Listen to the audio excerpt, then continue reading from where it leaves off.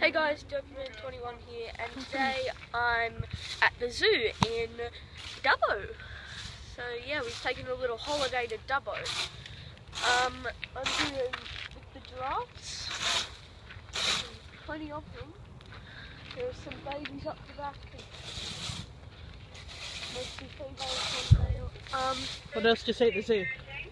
So I've seen because we went here yesterday and we're coming back today to make a video on this. So we've seen rhinos, otters, lemurs and all that cool stuff, and hippos and that.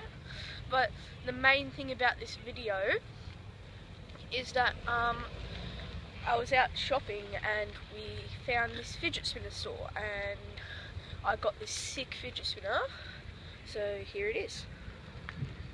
It's called the Phoenix, Rainbow Metallic Phoenix to be precise. It's got sort of different colour shades on each side. You can notice the difference there. Right. And here come the giraffes for feeding time as well. They have a big hay barrel. So, and also here's the spin for it. It makes a bit of a noise. So yeah. That was my fidget spinner in the zoo. Don't forget to leave a like and subscribe. Bye. Bye.